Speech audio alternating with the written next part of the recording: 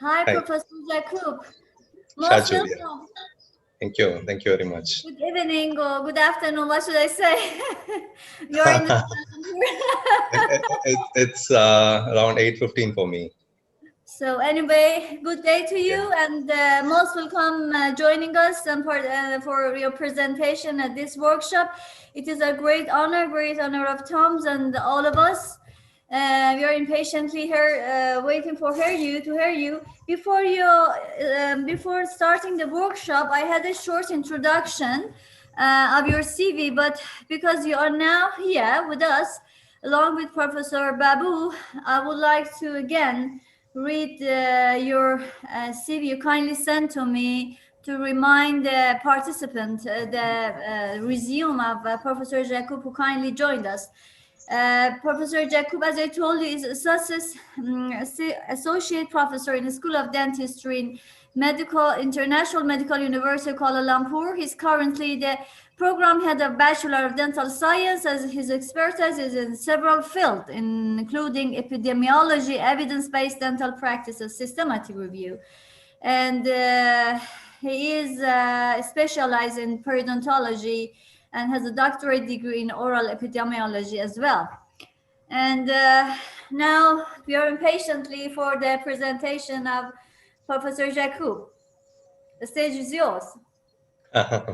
Thank you very much. Welcome. Right. So one more introduction I can give myself is I was working with Babu.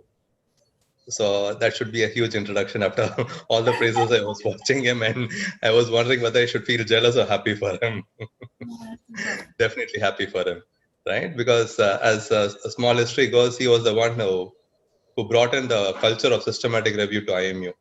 So even today we had a school meeting, and one of the names which cropped up during our research appraisal was Dr. Venkatesh Babu. Because with him we had a huge publication, and now there is a bit of a downslide after he went off, right? So without any other ado, we just focus on our work. So here we are focusing on two presentation, right? So before I switch on my presentation, I'll just give a small introduction. One is going to be the risk of bias. So risk of bias, we are trying to find out if the studies had any bias into it, because as Babu has already outlined, right? So Babu and myself are like brothers, so I address him as Babu, so I shouldn't mind. The other participants shouldn't mind. Okay. So risk of bias, as I said, Babu has already outlined how to select the articles and everything. So he has done a very detailed systematic search and got all the articles. But all the articles are not same, right? Even you could find apples and oranges, you could find different kinds of apples, right? So there are a lot of differences among studies also. Even in the same category of study, for example, if it is going to be a randomized control trials, there are bound to be differences. And these differences will come out during a result when you get the results. So we should not be surprised by getting a result and saying that this is what I wanted to find out and this is what I'm getting. Is it the true result or not? So always what Babu or whatever, when he does a systematic review, is trying to find the most truest result or most truest data, so that the people he informs will be doing the right thing. For example, if it is going to be an evidence-based practice, most of the things, if you see the guidelines and everything is developing, it's based on evidence-based, and the evidence-based should be strong, and the evidence he gets also should be appraised. You shouldn't be taking as such that I have done a very wide systematic search, we have done the maximum extensive search, but still there are a lot of things which will happen in it, and one of the things which you're going to see is on risk of bias. So my focus is going to be only on randomized control trials. As Babu would have outlined, there are various types of systematic reviews based on the type of studies we have. One can be a randomized control trial, which is considered as a higher level of systematic review, because the studies itself are robust, because we have a control group, we have a test group, and they are randomized. And so the results we get is also of a higher quality. And if we do a systematic review in those, then we get a very good result out of it. but we cannot dismiss the other types of studies also. For example, observational studies. So when we are doing our systematic review together, we found that certain studies could, or certain aspects of the endodontic treatment itself could be captured only from the observational studies. For some studies, we couldn't apply the strict randomized control trial. So we had to rely on observational studies. So observational studies, to check the quality, we have other measures. Usually we have the Newcastle.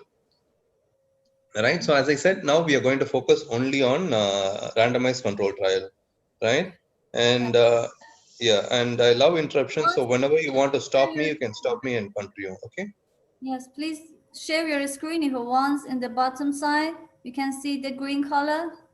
Yes, yes, yes. So now I think my screen is visible. Yeah. Right. Yeah. Visible. So as Dr.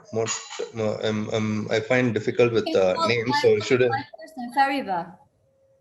So yeah, so you should help me with any questions or any chats, because I'm not going to observe anything, right? Okay. Oh, sure. And also please give a feedback, because I'm used to talking a bit fast in my context in Malaysia. So all my students have given feedback. So when I was watching Babu's presentation, it was very clear and very, very studied. So if you have any feedback, please tell me so I can modify my way of delivery. Thank you. So what we have is going to be a small discussion on the risk of bias assessment. So as you go through, you can relate your experiences. You would have studied, you would have read many articles, you would have conducted a clinical trial. So relate it with your experiences, and then you can ask questions, or we can try to discuss and find out which is the right way of assessing a study. So this one is going to be assessing a clinical trial. One second. Yeah. So what is bias? Bias in simple terms is going to be error, right? So as I said, we are searching for the truth, and anything away from the truth is going to be false. So truth can be told as a sort of a light in a lighthouse, right? If you go away from the truth, is going to be more darkness. So the bias would create or would lead to more error. So a bias is a systematic error or deviation from the truth, and this can result in a spurious results or inferences, right? And this can lead to either an underestimation or overestimation of the true intervention effect.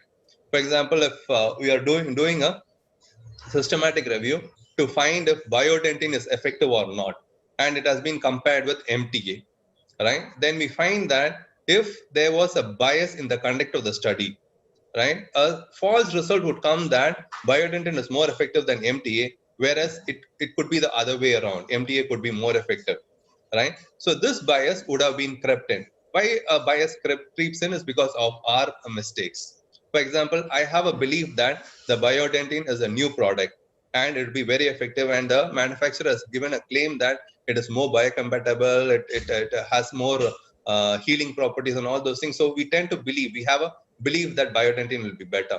And if we go with that belief and conduct a study which doesn't have the safeguards, then it might turn out that what we believe comes in, but that may not be the truth. So that is what is biases. And this aspect of evaluating the quality is going to be assessing bias. If the study we selected has any bias or not, and whether this bias will affect our result or not. And to go a further step, one is to find bias, and second is to see if the bias affects our study or not. And third one would be in which direction the bias affects our study. For example, whether it favors MTA when it should not, or it favors biodentin when it should not, right? Or even it could be leading to a insignificant result when there should be a significant result. So the bias can take any direction to it, and this also we have to try to deduce from it, right? So this risk of bias is very important, because this is solely dependent upon the reviewers. We don't yet have a statistical tool or a computer software which can say that, yeah, now this has a risk of bias and this study doesn't have a risk of bias. Now let's see how we analyze it. And this tool which I'm going to discuss about is taken from Cochrane. So Cochrane risk of bias is what we are going to discuss. As I described, there are different types of systematic reviews based on observational studies, non-randomized trials, and randomized control trials. Right? For observational studies, we have the Newcastle-Ottawa scale, NOS scale is there. And another scale which I haven't used, but Newcastle I have used. The second scale which people use is a critical appraisal skills program. For non-randomized clinical trials, we have this minor, the methodological index for non-randomized studies, minus scale, and the risk of bias in non-randomized studies of interventions called the Robin scale. So we have two types of scales for non-randomized control trials. Now coming to our favorite subject, the RCT.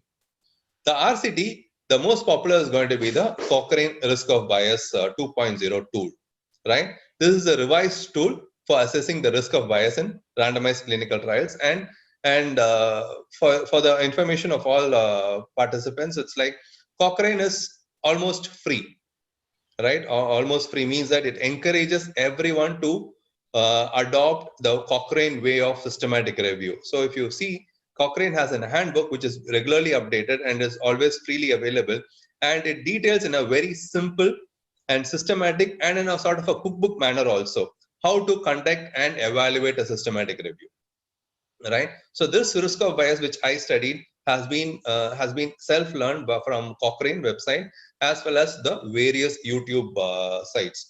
So what I'm trying to do is I'm even marketing that YouTube could be a better tool for you to learn, right? So what are the 5 areas or 5 domains on which we assess bias of a clinical trial? So there are 5 areas we work on. The first one, hope you can see my cursor, Yes, the we mouse can. pointer.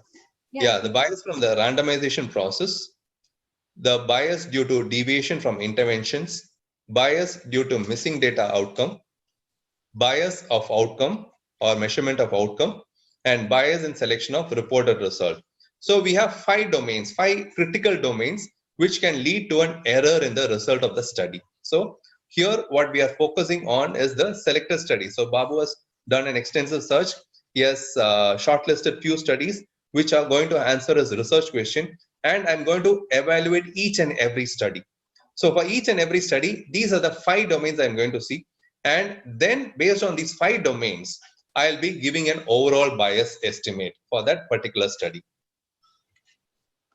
So what are the criteria for judgment for each domains as well as the overall bias judgment? We have 3 levels. One is yes, there is no, means that yes means there is low risk of bias.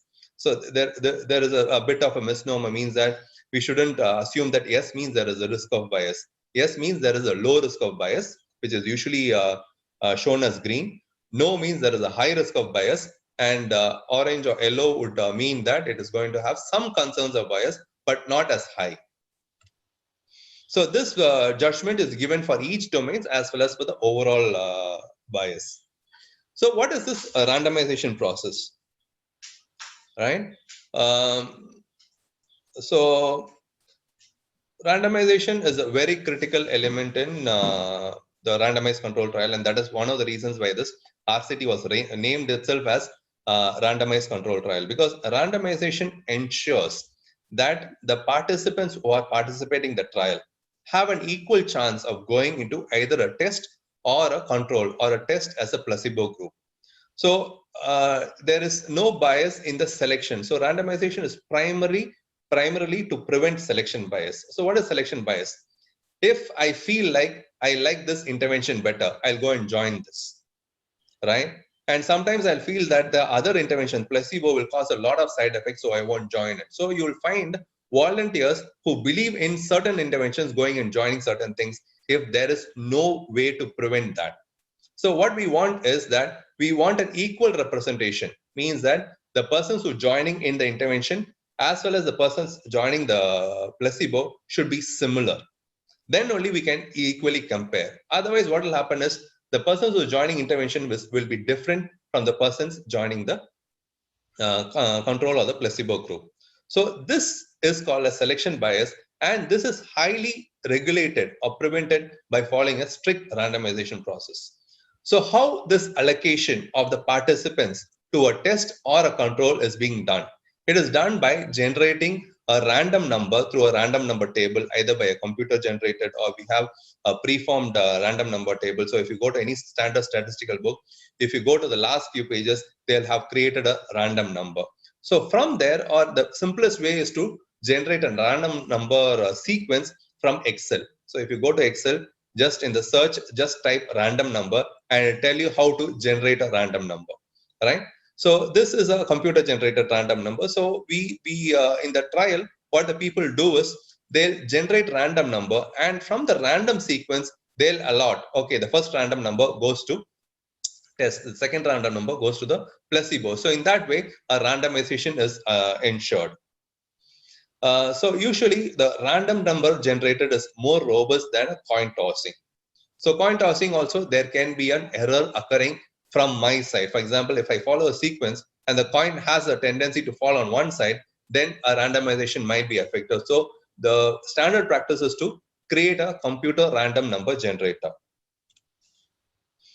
The other important aspect in this randomization process, so first one is whether the participants were randomly allocated, whether they didn't,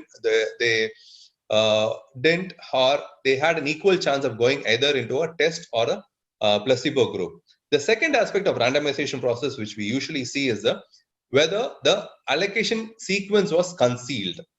Means that who gets into test or who goes into control, right? No one knows about it. The participants doesn't know about it. The person doing the intervention doesn't know about it.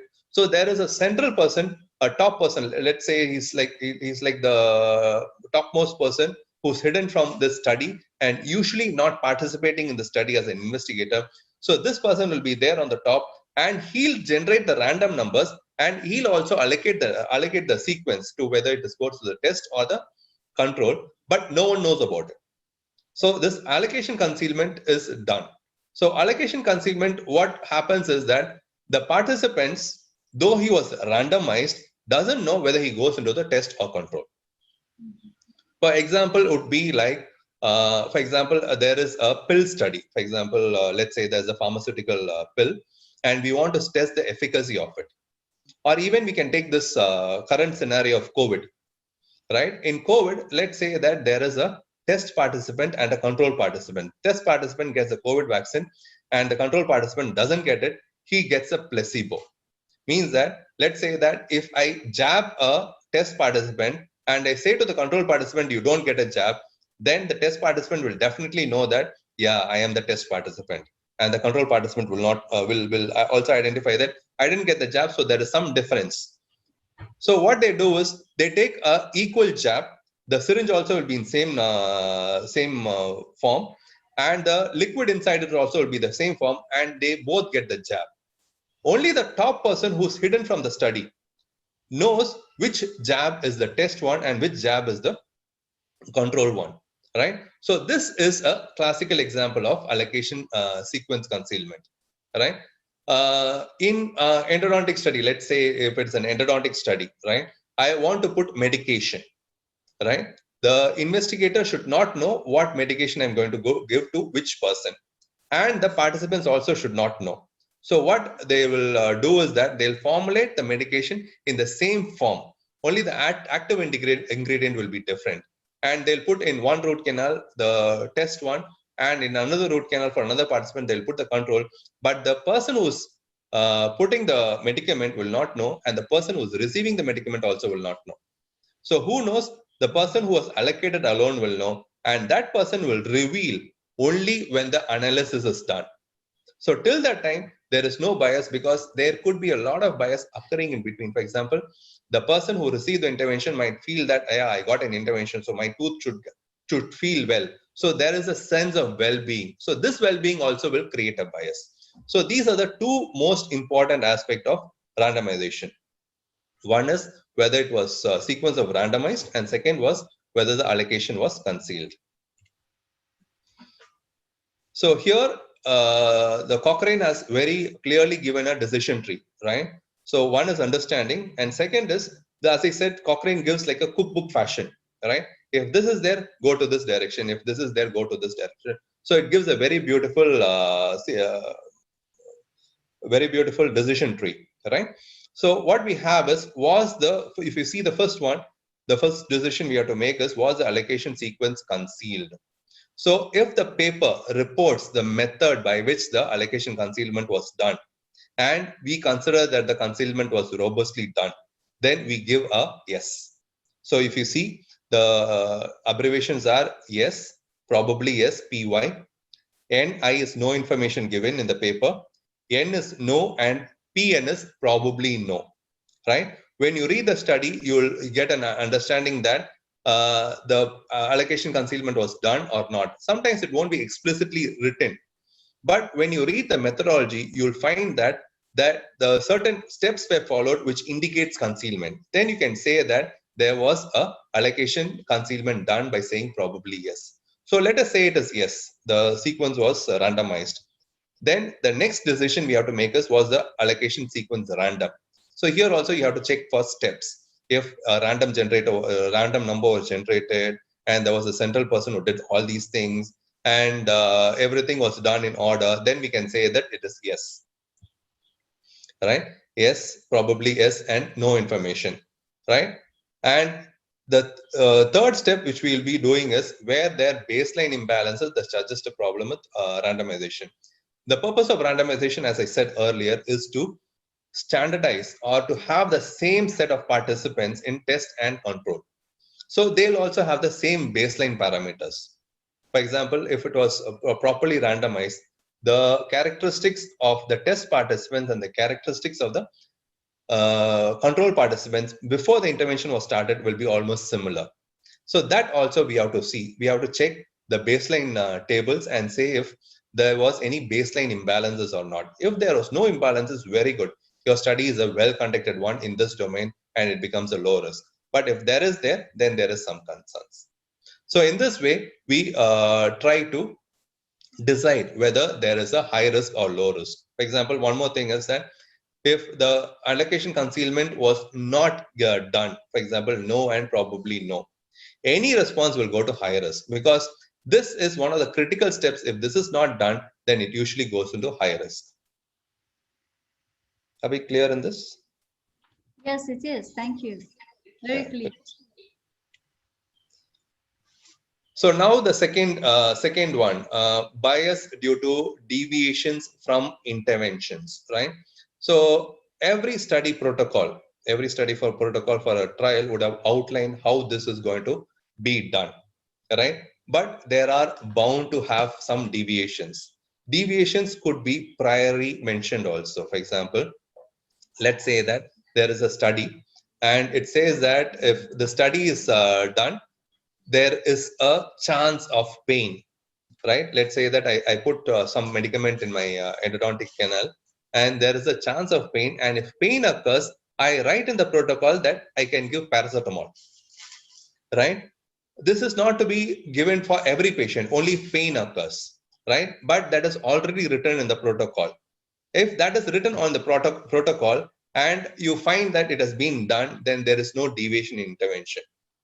In other scenario, what will happen is some things would not be written in the protocol, but it is standard practice of care that if this situation occurs, we have to do the next step. And those kind of patients which had a small deviation in intervention, right, because of this, because intervention means what was written only should be followed. But because it is a standard practice of care and this situation occurs, we treat that patient accordingly, but it is not written in the study protocol. But still we go and analyze that person also. Then also it can be considered as no deviation from intervention. So deviation from intervention can occur when we find that the person knew about the intervention. For example, the participants knew about the intervention, and what he does is he does everything to enhance it if he believes in the intervention. Or if he doesn't believe in the intervention, he feels that it will fail, he'll not take care of himself, or he'll do something which can lead to any problem. So that is called as deviation from intervention. So if you find the study is reporting any deviation from intervention, there is a bias. Or sometimes what will happen is the person who has received the intervention will know that I'm going to get a pain. So what he'll do is he will proactively take some medication to control pain. So there is a deviation in intervention, right? And if there is a deviation in intervention and you find that the test group and the control group are deviating dissimilarly, for example, a lot of persons in test group are taking paracetamol, whereas very few persons are taking paracetamol in the control group, right? Then it can be considered as a deviation from intervention, right? This has to be seen. For example, in the study trial, they could report the side effects. They'll report that so many study participants had side effects and so many study participants had side effects. And what was done to alleviate the side effect, then these medications was done. Let us say that these medications, if was given, will affect the outcome of the study, then that is considered as deviation from intervention. So as I said, all these things, algorithms cannot be done by a computer software. So this has to be applied in thought. We have to consider whether all these things will create a bias, will create a difference between the test and the control. Will it affect the outcome of the result? So all these should be considered, and then only we can do it. So which are the two critical elements which can create a deviation from intervention? One is participants being aware of that assigned intervention. Means that the concealment failed, right? And the participants knew about the intervention, or someone told that, yeah, you if you get a side effect like this, then this is definitely going to be a test.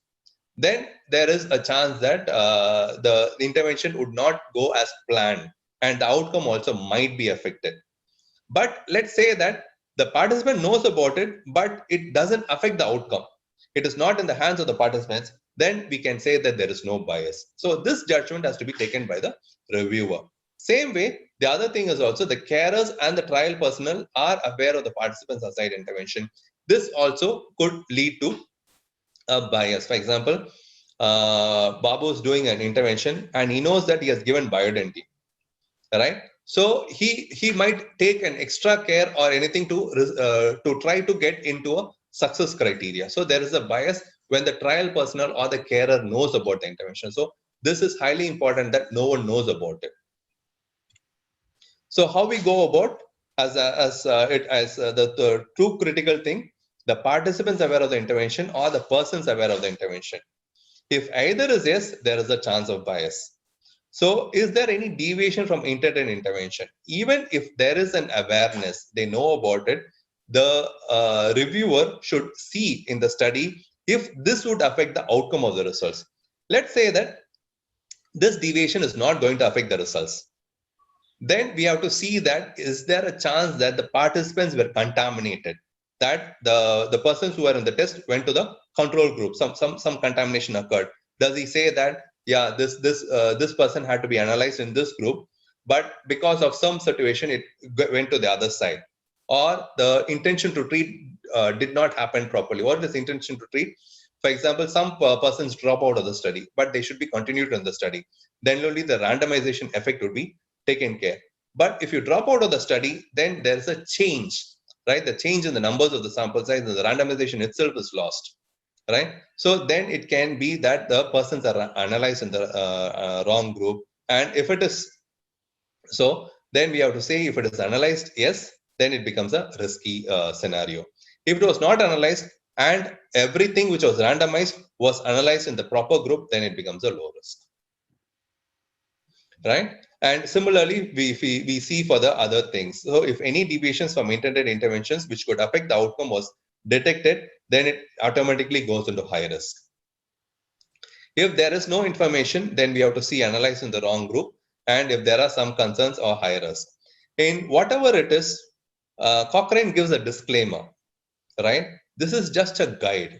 So the reviewer should apply his knowledge, his experience, and decide if there is a risk. For example, if all these things comes and still there is a low risk, but the reviewer understands that there is a chance of some concerns or high risk, he should highlight it and also explain that the Cochrane, when I did the decision tree, it comes as low risk, but because of this reason, I would give this study as a high risk. So this is finally dependent on the reviewer to decide if it is going to be high risk or low risk, and not totally to be relied on Cochrane to say that, yeah, in Cochrane, this is what it came in, but I know that it is high risk. So since Cochrane says, let me say low risk, so that will affect the responsibility of the reviewer. Okay. So in everything, if you read this document, this is a very beautiful document, very clearly given. In that, he says that the reviewer should assume the responsibility of giving the right information to the readers. Right, I'll just give a pause in between this thing. So if any questions, you can just shoot out. Okay. So this is going to be the third one, the bias due to missing outcome data. Missing outcome data, as I said, some persons drop out of the study because they feel good. They don't want to come back to Babu to continue the study. So what happens? There is a dropout, right? If there is a dropout and if there is a significant dropout, and if this dropouts is dissimilar between these two groups, then there is a bias. For example, initially I took 50 participants in each group. So the total sample size was 100. By the end of the study, when I want to assess the efficacy of this bioidentity, I find that 25% are missing in one group and other group 10% are missing, right? So initially randomized is 50 and that is what would give me a very, very good power of the study. But when I analyze it, it's going to be just 25. And in another group, there are 10 dropouts, so we have 40 participants in that. So there is an unequal distribution. On top of that unequal distribution, the reasons also could be different. In one thing, the persons became well, right? So that's why they didn't turn up for the study. In the other thing, the person is always having pain, so he continued and completed the study.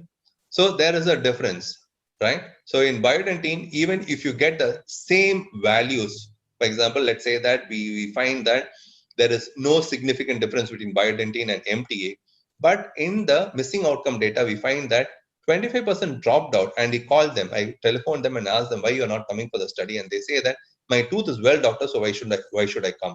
So the reason for the dropout is the patient became well. Whereas in the control, we'll be writing that most of the persons who dropped out had their tooth extracted, right? Then there is a difference in this, and this will create a bias.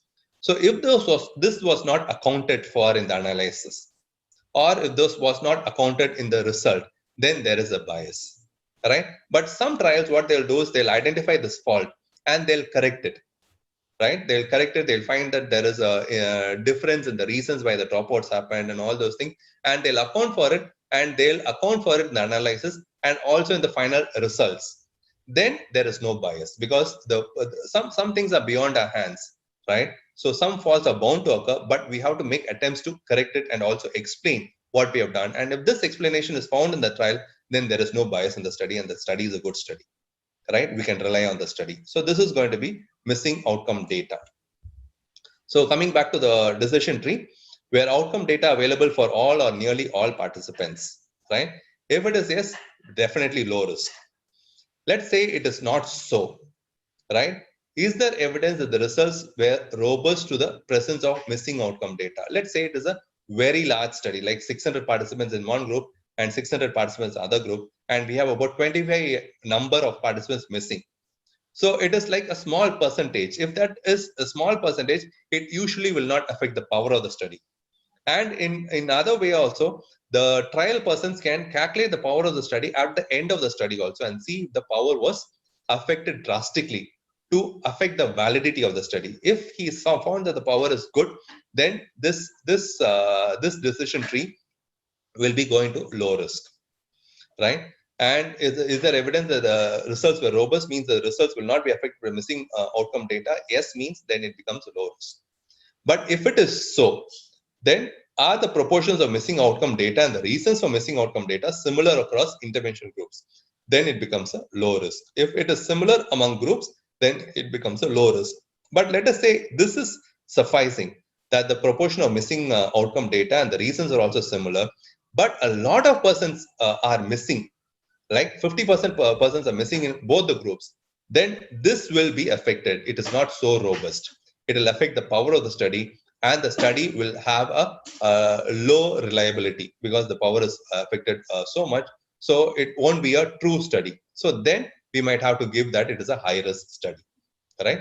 Unless, as I said, the trial personnel or the investigators have adjusted in the analysis, and they say that since this amount of dropouts were happened, so we are adjusted in the analysis, and this is the analytic method we followed, and this is the interpretation of the study, then it is taken care of. So all these things should be seen, right? It should not be like means that when we do it, we have to take into every aspect how the study was handled, not only the methodology, but also the analysis. And also any deviation from the study also was reported, and how this deviation was sorted so that we get a very valid result. The next one is the measurement of outcome. So who assesses the outcome? So there is an outcome assessor. We usually term them as examiners. So the investigators is usually given to the persons, the trial personnel who give the intervention.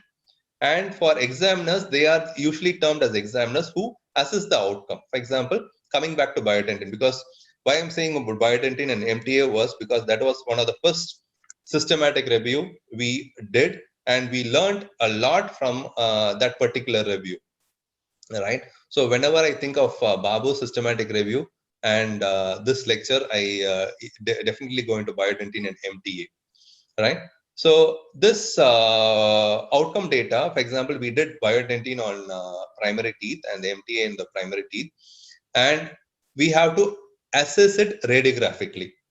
So who assesses it? It is assessed by the examiners. If the examiner knows which tooth has been given biodentin and which tooth has been given MTA, then there is a bias going to happen. So if you are able to conceal it and make him blinded, so the term which we use for examiner to be non-biased is called blinding. So it's called as examiner blinding. If the trial has taken enough precautions to prevent examiner knowing which is test and which is control, then that is called as examiner blinding. And if it is done properly, then it is a good study on this domain. So what we see is where outcome assessors are aware of the intervention received with the study participants, because it will influence. Again, coming back to Babu shouldn't feel a bit worried because it's easy for me to, right? So Babu knows that biodentin is good, and he also knows that the radiography he's seeing is done in biodentin. Then he'll have a bias to look carefully if there was a success in the criteria he has defined. For MTA, he might see casually. So there is a bias generated into it. And if the outcome assessors know which intervention going in, there's a bias. If the outcome assessors are blinded and he doesn't know which he is examining, then it is going to be called as a good study. And so the second statement we can leave out because that should have come earlier. I noticed it, but forgot to remove it. So how we go about bias in measurement of outcome? We say where the outcome assessors blinded. If they were blinded, then it becomes means that the outcome assessors are aware of the intervention. So you have to read the questions carefully, right? So because they write in such a way that so that it can be answered properly. If the outcome assessors were not aware, no and probably no, it becomes a low risk. If they were aware, we have to evaluate if this knowledge on the type of intervention received by participants will affect the outcome, right? Sometimes it might not affect the outcome. For example, let's take a pain scale, right? So we had a huge discussion on this pain scale because the pain scale is done by the patient, unknown of which intervention he has received. And this pain scale is then received by the examiner. So the examiner cannot control how the pain scale is scored, but the pain scale is the outcome measure, right? So in that situation, even if the examiner knows which intervention either the participant received, it doesn't affect the outcome. So that is a classical example where this scenario can come. Was the assessment of the outcome likely to be influenced? If it is not so, then it becomes low risk. Finally, bias in the selection of reported result. So this is like where all bias are very intentional only, right? Because either the investigator was a bit careless or intentionally created a bias, right? So this is a very common thing which can occur. For example, the study protocol says so many results has to be published, right? So there is a research question, and for that research question, few of the outcomes should be seen. For example, if it is going to be biodentin and success of biodentin and MTA, few parameters has to be seen. For example, it can be a clinical parameter of success. So there'll be a clinical definition of success. There'll be a radiographic assessment of success, and there'll be a patient perception of success also. Let's say there's 3 are there. And after the trial finish, the the authors find that the first two parameters are coming the way they want it, right? So everything was done in a proper way, and everything was recorded in a proper way. All the domains were no bias, but they find that the first two parameters are coming in their way, but the third parameter, patient perception, patient doesn't like bioidentity, right? They say that doctor, the first 2 days, was very painful, so the patient perception score was very low for bioidentity. So what the authors might try to do is they'll report these two results only which favors them, and they'll conveniently hide this result. So what we have to do as a reviewer is the study protocol is given, right? We should say what the study, because study protocol, it is mandatory for now. All journals will accept your trials only if the study protocol has been published in a way that you cannot change it, right? So similarly for systematic review also, it has started. It was started, I believe, in the clinical trials, wherein it happened that a lot of trials were started but they are not published. So their study protocol was done mandatory that if the ethical approval and the journal should publish, the study protocol should have been published somewhere where it cannot be manipulated or changed by the investigators. So our reviewers, as a responsibility, have to check if the study protocol and the final results are tallying, whether the results which were declared to be done in the study protocol is being evaluated here and being reported. If it is not being reported, then there is a bias, right? It could be missing information also. If it is missing information, it is a duty bound to go and ask the authors whether these results were omitted for any reasons, right? If we find that this result was omitted and this result has a negative over the other two results, then there is a definite bias in this. So what we see is, are the reported outcome data likely to have been selected on the basis of the results? For example, I found the results, but the results is not favoring me, but the other two tables are favoring me, so I publish only those other two one, then it is a bias, right? And sometimes what we do is, sometimes we won't get the results we get. So what we do is we do a lot of subgroup analysis and sensitivity analysis, which has not been declared in the protocol. So this could be the authors are trying to get the result which favors them. Why all these happens, as we'll be seeing, touching a little on publication bias also, because there is a possibility that certain journals will accept results if it comes in one direction, right? Some journals, we have had trouble in this also. Some journals, when we have non-significant results, they hesitate to publish it because they say that what is the value for the clinician if there's going to be no significance in your result. But we have to understand that no significance is also a significance for us. We know that bioidentine and MTA are equal in efficacy. Then the clinician can choose depending on its preference whether it's going to be MTA and or bioidentine, right? So there are certain journals which can do it, and this drives the authors to do multiple analysis to find if we can get the result which he wants. So there is a bias in that also. If you find all these things, then you can say this in the fifth domain there is a bias. So reported data selected on the basis of the results from multiple outcome measures, right, is the reported data on the basis of results from multiple outcome results. If both are no, then it becomes a low risk, means that whatever has been declared has been published and it has been interpreted as such, then it is a low risk. But if it is so, then there is a high risk. So based on these 5 domains, we decide whether there is a overall bias is there, which can significantly affect the study quality, and which is the overall predicted direction of bias for this outcome. So we have a responsibility to say that, yeah, there is a bias, and this bias favored bioidentity, right? So this study favored the bioidentine, and overall bias also favors the bioidentine. So we declare that the bioidentine, the study which did on bioidentine and MTA but had a bias towards bioidentine, might not be a good study. So we give a high risk of bias, or we say there is some concern. So overall bias, how we decide is, if all the domains are having a low risk of bias, then we say the study is at a low risk of bias or is a very good study.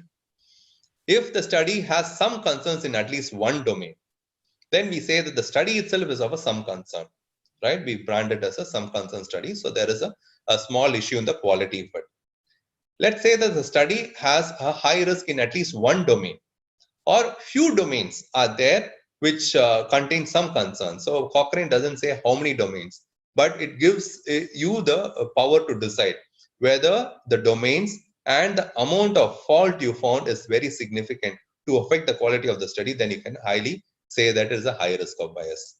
For example, there can be only two domains with some concerns, but you see that these some concerns really affect the quality of the study and the result it produced. Then you can give it as high risk of bias. This is what I said earlier. The responsibility of deciding if the study is good or bad lies with the reviewer, and it is not only with the Cochrane decided framework. So this is how it is presented. Right, this is a study again by Babu. Right, so we have this, and all these studies were evaluated in this 5 regions or 5 domains, and finally we gave an overall result. So here we represent plus as a low risk of bias, question mark is some concerns, and high risk of bias. Right now we represent in color. So sometimes some journals will have restrictions on color reproduction. Then you can use this universal thing, that plus is for low risk and question mark for some concerns, and minus is for high risk of bias. So that is about risk of bias. So here, before I forget, this slide was initially prepared because we were a trio, me, Babu, and Jay Kumar.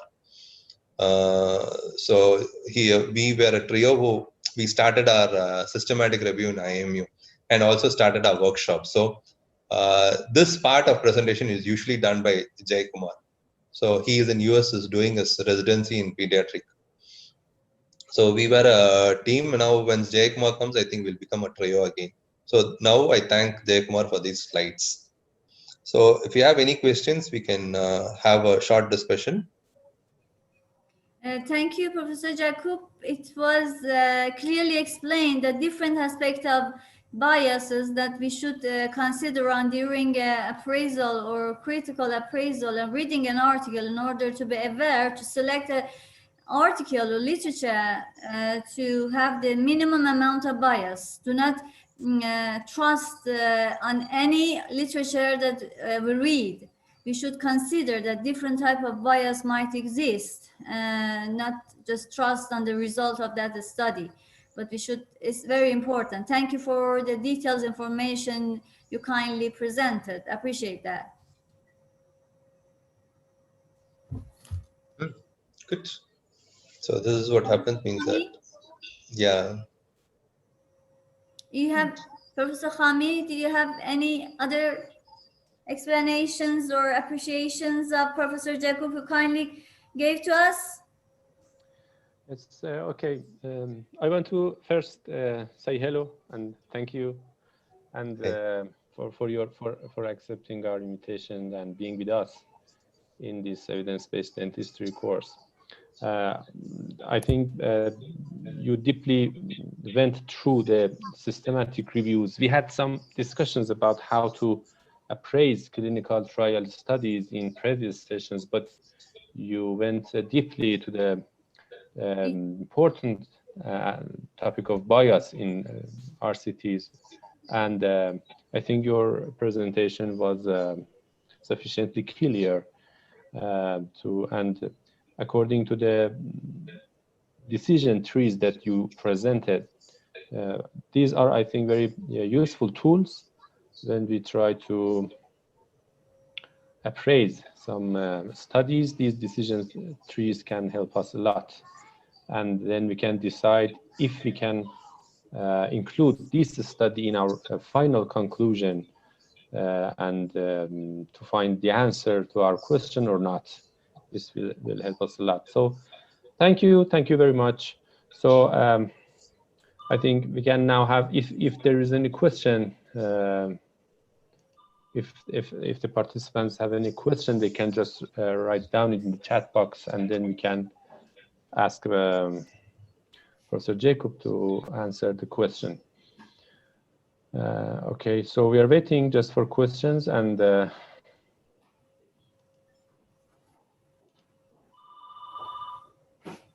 if there is any. Okay, so yes, we have some appreciation messages here.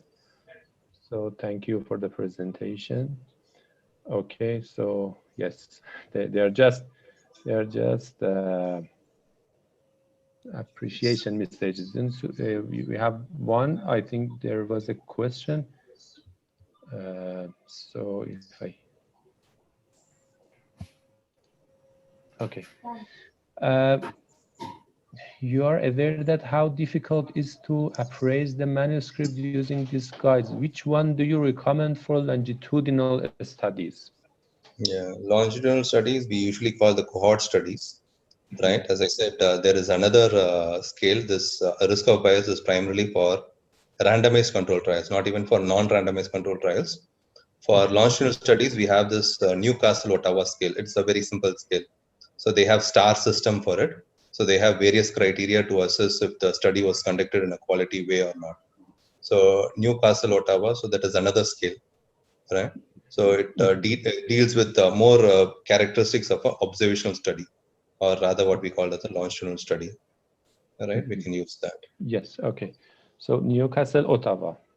Yeah, Newcastle, Ottawa, yes. Newcastle, Ottawa. So, okay, so that's the answer to that question. That is a guideline, a checklist for appraising longitudinal studies, cohort studies. Yes, and anything else? If there is any question, any other question by the participant? Okay, we can just wait for that.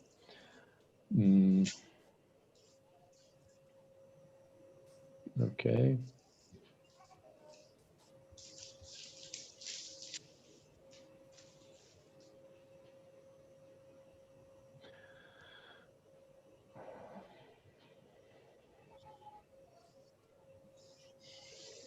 Okay, so if there's not any question, so we can continue with the next topic.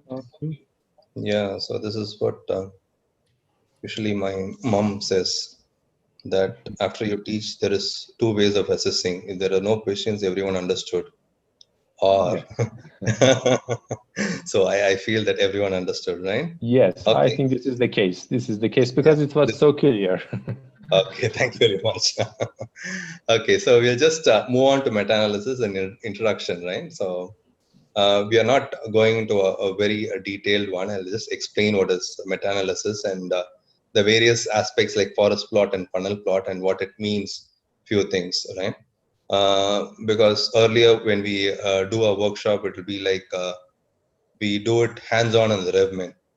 But in hands-on, what happens is I go behind every computers to find what the participants are doing. So when we tried online, it was not so successful. It was a bit frustrating if the persons who are doing it is for the first time, right? So here I'll explain what is meta-analysis, the knowledge part of it, the understanding part of it. So then we can go ahead, right? So, all right, yes. So what is meta-analysis? It is can be compared to like a study, right? So what we do is instead of patients, we have individual studies as patients. So these all studies come together and give a single result for us, right? So that is what meta-analysis is going to be as, right? So what Babu explained was systematic review. Systematic review is the critical element, right? Meta-analysis gives a quantifiable measure to the systematic review, right? Now, what systematic review is, it's more like a qualitative one. Means that we have collected all the studies, we have assessed if the studies are of good quality or not, and only the good quality studies we took in, and we are trying to find a result, right? We can write a narrative from the studies we collected. And if there are quantifiable parameters in that, then we can try to get a single value by combining all the results of all the studies, right? So that is what meta-analysis is trying to do. So let us understand that there is a lot of limitations for meta-analysis, and the meta-analysis will never replace systematic review, right? So a properly done systematic review is very critical to get a valid meta-analysis value. If the systematic review was not done properly, right? Let's say Babu didn't search very extensively. He didn't go through all the databases he should go. He didn't go through a rare literature. Then that would affect the quality of the meta-analysis also. So that is why, as Babu outlined when I was seeing the last few things, he was outlining about the Amstar score. So Amstar score is a very important one. Like what we assess the risk of bias for individual study, the Amstar also evaluates if the systematic review was done in a proper way or not. Right? And let me also remind you that not all systematic reviews, even if it has quantifiable and meta-analyzable data, also need to do a meta-analysis. Sometimes we find that there are strong reasons why we should not do a meta-analysis. Then there is no point of doing meta-analysis. So our systematic review should be focused on doing a systematic review, and if possible, go to meta-analysis. If it is not possible, give your reasons why a meta-analysis was not done. So, for example, in Amstar also there is I think if I remember, if they'll ask if the meta-analysis was supposed to be done or not, right? If it was supposed to be done and the meta-analysis was not done, then that is an error in our paper. But if we explain why meta-analysis could not be done in this particular review, then our review is a good review, right? So this is what I'm trying to tell you, that we should not just strongly say that if it is a meta-analysis done only, it is a good review. A systematic review which explains that meta-analysis could not be done is also a good review. A systematic review which has done a meta-analysis but finds that the meta-analysis is not a good one and explains why it is not so robust to give the true result is also a good review, right? And finally, there is the always thing wherein we find that there are enough studies to do a meta-analysis, and then we do a meta-analysis and we get a accurate result, then also it is a good study, right? So what it does is meta-analysis is combines information of all studies into a single value. So why do we do meta-analysis? As I said, it is a quantitative estimation. We, as a person, wants to quantify it and say, how much is bioidentine better than MTA? We want to know in exact measures. Is it 2 times higher? Is it 3 times higher? Then all your pharmaceutical companies will come and brag that according to the review done by Venkatesh Babu, it says that it is 3 times effective and the result is very significant. So that is one of the reasons our human mind always try to search for numbers. How much it is better, right? So it is a quantitative estimation of effect by combining all studies. And second reason what we do is that the overall sample size is increased. Let's say that individual studies is done on 30, 40 things, right? But we find about 10 or 12 studies which is assessed on the same outcome in different locations. Just underline this word, different locations, on different kinds of patients. But we try to combine it into a single sample size. So it will become like the test group will have 600 participants and the control group will have about 500 participants. So the power of study is increased tremendously. So that is also another reason why we do this meta-analysis. And as I said, that it leads to an increased statistical power. So the power of the study increases because the increased number of participants, and also the precision of the estimates of treatment effects also increases. So we are trying to go more into the true value when we have a lot of participants. As I said, if this, for example, if this COVID vaccine is to be found if it is really effective or not, the proper way to do would be that to take this whole world as a sample size and evaluate it, right? Then I'll know if this COVID is really effective or not. So what these guys are doing is, it is not possible to take the whole world. So in the phase 3 trial, what they do is a large sample size comes in, like 3,000. So this is kind of representative for a big nation, right? For example, if I talk about my country, I'm from India, right? We have about 1.2 billion people. And if I conduct a study on 3,000, right, how valid it will be? But it is very difficult for me to go for 100,000 persons. So this is what is doing it. And the trials, if I could combine every trial and boost the sample size to about 100,000, then it becomes a more verifiable result. So these are the reasons why we do a meta-analysis, right? If these advantages are being we are getting by meta-analysis, then go ahead and do it. But if these advantages are not being accrued, then think whether you should do a meta-analysis or not. Another reason is more weight to studies with more precise estimates. So in this thing also, when we do meta-analysis, it is not like all the apples are put together and said that we have made an apple puree. It is like the apple which has a higher quality, will be given a greater weightage, right? So that will contribute to a higher value to the final puree we get. So more weight is given to studies with more precise estimates. For example, if a study has a large sample size, a large contribution of its result will go to the meta-analysis than a study with a poor sample size, or than a study with a very wide confidence interval, right? If there is a precise estimate, then it becomes a greater weight is given to it. So now I've already outlined that different studies contribute differently to the overall meta-analysis result also. So this is also another reason why we do a meta-analysis. We sensibly gather studies and take the input of the studies rather than just combining everything and putting it in a blender and mixing everything, right? And another reason is there is high heterogeneity among studies. There is bound to be heterogeneity among studies. So just a little input on heterogeneity. What is heterogeneity?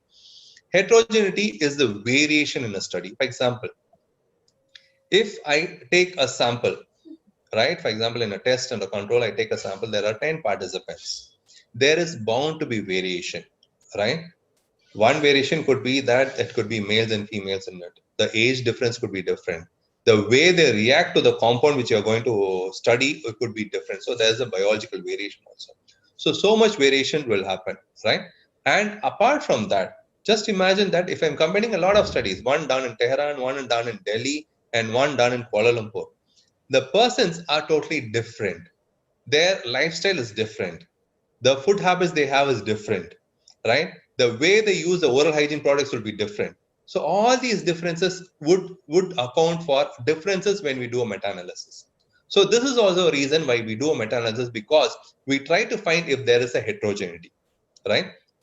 So we'll touch a little more on the heterogeneity. Heterogeneity is a huge topic. It is divided into three types of heterogeneity. One is the clinical heterogeneity, means that because of the different type of patients we have heterogeneity when we combine a lot of studies. The other is methodological heterogeneity. For example, we might combine studies, but the methodology will not be standardized, right? One study would have done an outcome measure in a different way, right? The other study would have done it in a bit different way. So the methodological heterogeneity also will occur, right? The third one is the statistical heterogeneity. The statistical heterogeneity is what the software calculates. The first one, clinical heterogeneity, is to be determined by us. For example, if a study on bioidentity has been done on kids, right, and another study on bioidentity has been done on older adults, we have to decide whether we could combine these two studies or not in a meta-analysis. If you put it in the software, it will do anything for you, right? But as a reviewer, you have to decide if this age difference, will it affect the outcome of bioidentity? If it will affect the outcome of the bioidentity, don't combine apples and oranges, right? But if you feel that there is a small variation only because of age, then you can easily combine. For example, let's say that one group is 20 plus, the other group is 30 plus, and the outcome will not be much affected, then you can combine these studies. But if one group is like 5 years, the other group is like 60 years, and you find that the age will play a important result in the outcome of the result, then don't combine. So these are the heterogeneity we are talking about. The other heterogeneity, which I said the software will find, is when they combine, they'll find that the numbers are not matching properly, right? Then it will display a high heterogeneity, right? Then it is our duty to find out if there is a reason for this statistical heterogeneity, which is detected by the software. So these are the three types of heterogeneity we discussed about. So one is clinical, methodological, and third is going to be the statistical, right? And as I said, not all reviews lead to a meta-analysis. So we have to see if a meta-analysis is possible or not. Professor Jacob, may I have a question? Yes, please. About the heterogeneity you kindly explained. So before we include a literature, an article in our systematic review, shall we consider the criteria for exclusion of those systematic review, of those articles that might have heterogeneity and affect the result? There is any special criteria to know that and classify them and exclude those articles that should not be included in our systematic review? Yeah, let me check you. You don't mind me checking you, right? Let me check whether you understood what Babu said. There is a particular section which Babu would have touched upon, which would reduce heterogeneity.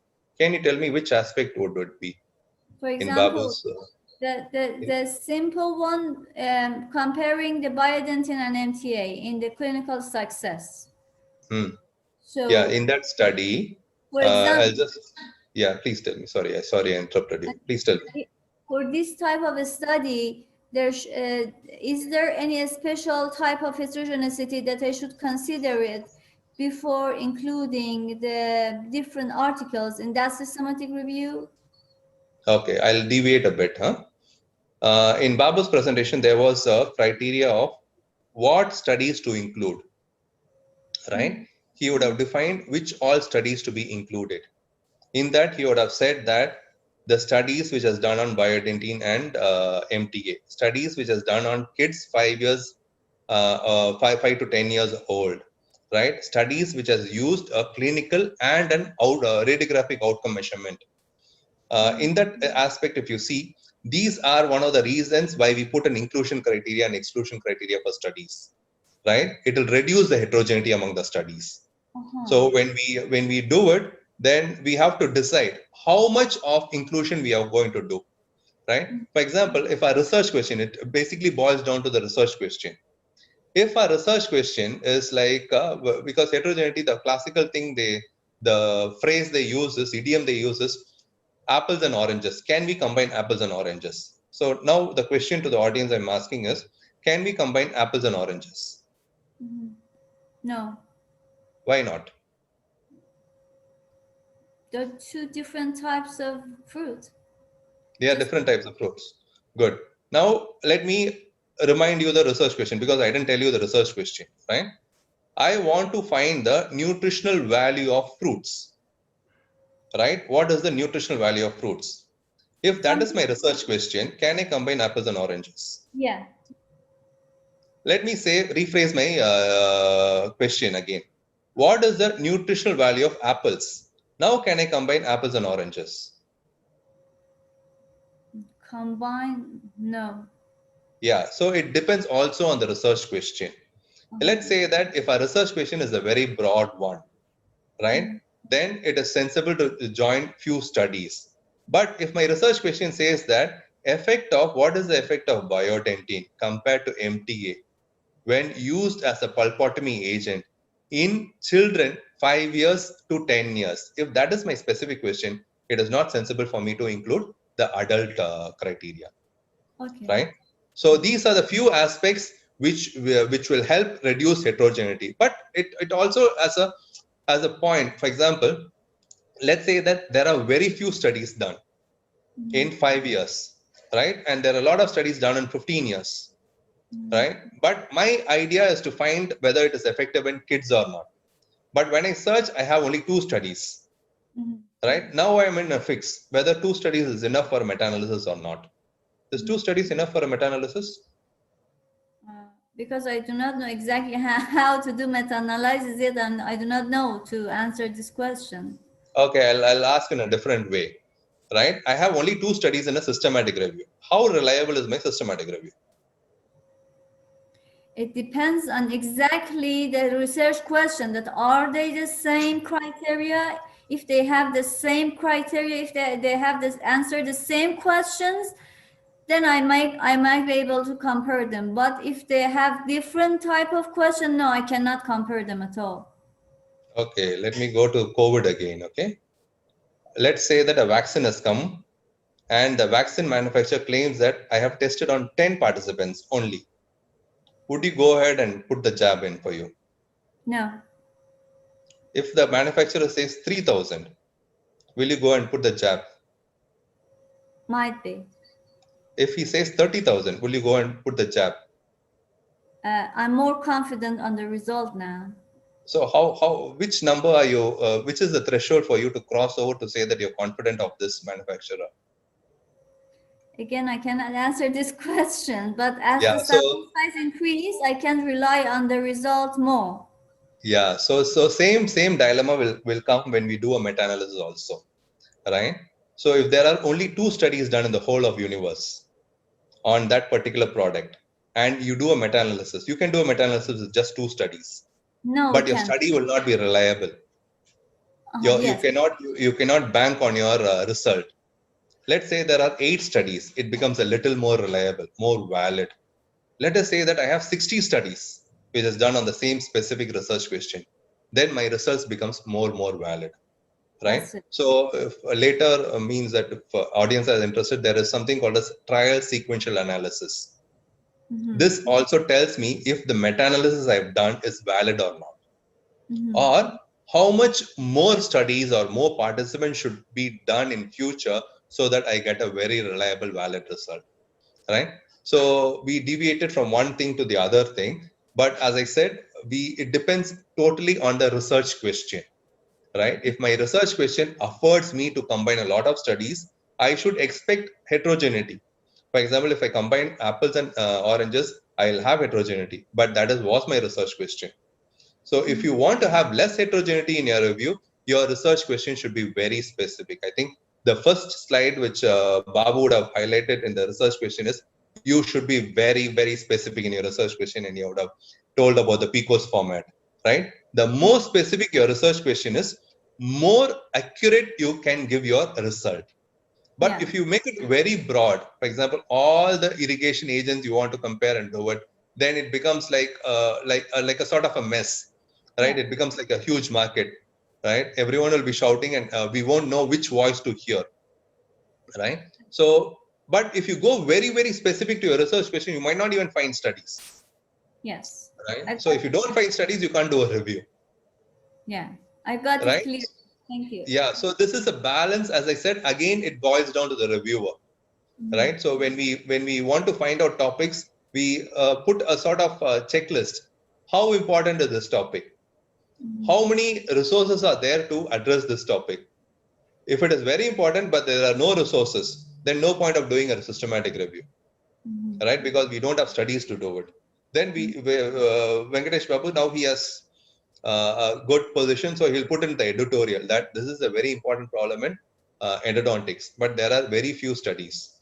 So we encourage the endodontic community to do a study. So these are the few things which we do to do whether we do a meta-analysis or not. So this is a broad concept of heterogeneity. As I said, heterogeneity should be evaluated by the reviewer, as well as the software also will evaluate, but not as much. Okay, thank you. I got it. It was very clear answer. Thank you. I appreciate it. So what meta-analysis gives? It gives a pooled estimate with 95% confidence. Just I'm going to charge my laptop. Oh.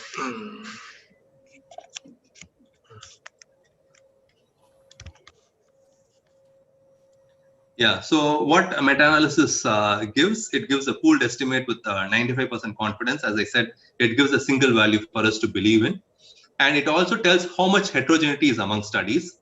The meta-analysis also gives, but there's a huge responsibility for us because the software doesn't give the other heterogeneity, namely the clinical heterogeneity and the methodological heterogeneity. It gives only the statistical heterogeneity. And finally, it tells whether the intervention is effective or not. So what are the pooled estimates which we commonly do is, one is the dichotomous data. I'm not going much detail into it because this is another chapter on statistics. So dichotomous data is, you have only two values. Usually it is a success or a failure. There is a presence of pain or there is absence of pain, right? So these are called as dichotomous data. So if you do a dichotomous data, for example, if we want to find if biodentine led to a success or a failure, and we have determined it, then what we do is we take a RR, or the risk ratio. So risk ratio is the most popular one for dichotomous data. The other measures are odds ratio and risk difference, but usually we go for RR. So if you see most of the papers, initially when we did our systematic review, when we are learning, right, we did a lot on RR because RR was one of the easiest to do and easiest to understand also. So RR is the risk ratio and it gives a ratio for us, right? So the ratio, since it is a ratio, we divide one numerator over the denominator. If we find a value of 1 coming, then the test and the control are similar in efficacy. For example, if it is just, we will be saying that it is 1 times the efficacy of MTA. Biodentine is 1 times efficacy of MTA, then it means that both are same efficacious, right? So this is represented as multiple times. So risk ratio is given as RR for dichotomous data, and there is no difference if the risk ratio comes as 1, because we divide it. We have a numerator and denominator. The other data which is common in endodontics also is going to be the continuous data. So this we measure. For example, let's say we want to find about what do say in endodontics, let's say the working length, right? We want to find how much error there was when we did a particular technique of length determination, right? Then we assess the outcome measure in millimeters. So millimeters can range from 0 to 2 millimeters, 3 millimeters, it can range in it. So we find that in a particular technique A, the error was 2 millimeters, whereas in the other technique, the error was 1 millimeter. So whether this two techniques are different in efficacy or not, how we do it with the mean difference. So we subtract and do it, which is also called as the standardized mean difference. So we use a mean difference or standardized mean difference, but the usual popular measure is the standardized mean difference, right? So when do we find that the two techniques are similar in efficacy? When we find that the value is 0 or the confidence interval also has 0 in it, right? So this is the two old estimates we get in meta-analysis, right? This is a topic, and I'm not sure because half the participants we work with are not so well versed in statistics. So if you are good in statistics, then this information is from statistics, right? Dichotomous data is a statistical term, and continuous data is a statistical term, and the risk ratio is also almost a statistical term. But what we get is, if it is going to be a success or failure data, then we get a risk ratio. And if the value is going to be 1, there is no significance. If the value is greater than 1, then the test is efficacious. If the value is less than 1, then the control is efficacious. The same way, continuous data, we have the test and the control. We subtract the control from the test, and if we find that the difference is greater than 1, then we say that the test is efficacious. If it is a minus, it's a negative value, then the control is efficacious. And another thing which we do is, when we combine all these results, it's not going to be a simple average. We don't club everything together and divide by the number of studies. Each study is given a specific weightage, right? For example, if it is a good study, more information or more value is taken from that study. Let's say that a study has been done with 600 participants. So more value will be taken from that study during the meta-analysis compared to a study which is done only 10 participants. So we'll find that 50% of the value is taken from the study A, whereas only 0.2% is taken from the study B. Professor So, as I said, yes. I'm sorry, do you have another question? Do I have another question, is it? Yeah. May I have another question? Yeah. Please. About the risk ratio, is it the line that I saw it in the figure that Professor Babu showed us, that the triangle was in the middle or in the right or in the left in the comparison of biodentin or MTA? Yes. Okay, the vertical line that the two material was in favored or not favored was the risk ratio. It represents the risk ratio, and the vertical line, I'll come in the next few slides. The vertical line represents 1. So if the diamond crosses 1, it means that the 1 is happening between these two things. So there is no difference. So I'll come in the subsequent slide when I describe the forest plot. That time I'll elaborate a bit more on that one, right? So on risk ratio and this one. Yeah, thank you. Oh, yeah, thank you for the question. Yeah. So as I said, good studies, they are more weighted, and a good study is usually considered when the confidence interval is narrow or the sample size is high. So this is what, yeah, right? So I think this would be the same study as you see all the things which I said. So this one on the top is an RR or a risk ratio, or we can say that this is a dichotomous study. So what it means by events is that 31 out of 32 samples had success. Whereas in MTA, almost the same, 31 out of 32, right? So if you see the sample size, you can see that this is 32 and this is 32. Whereas the next study, we have a sample size of 45 and 45. So this is a clear example that this study, we take 20% of weightage, whereas this study with a higher sample size, which can take more thing. And for this study, we have a higher one, though the sample size is the same, because the confidence is more narrower. So this is how different weights are done, right? So I think this is what Dr. Sabrina had pointed out, right? Yeah. So, so this is the line which represents 1. If you can see the 1 here, right? As I said, if 1 is coming in the value, and this is the diamond, this is the final meta-analysis value. If 1 is coming in between, that means that the biodentine and the MT are of similar efficacious, right? So if the rhomboid figure crosses this vertical line, then it means that there is no significance, right? And what are these small things in this? This one, the whole thing is called as a forest plot, right? So this is named primarily because it is sort of a trees with a lot of branches. So this is the tree, the blue one, and the branches are this one. So few more slides are there, but let me try to explain in this because you're familiar with this diagram, right? So what are these blue dots? These are the individual studies. And if you can see, these are the values of the individual studies. And you can see that most of them are on the line 1. And here also, if you see the confidence interval, you can find that the confidence interval includes 1. See, 0.94 to 1.06. So there is 1 in between somewhere, right? So this is also reflected here. You can see this dot, a bigger square, because it has a higher weightage.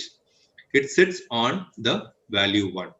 So this whole line, the horizontal line, is the confidence interval, and this blue dot is the point estimate. So the point estimate 1 is the blue dot, and the horizontal line is the confidence interval, right? So that is why. So in this thing, you find it is very narrow, right? The confidence interval is very narrow, whereas this fellow, the third study, the wide confidence interval.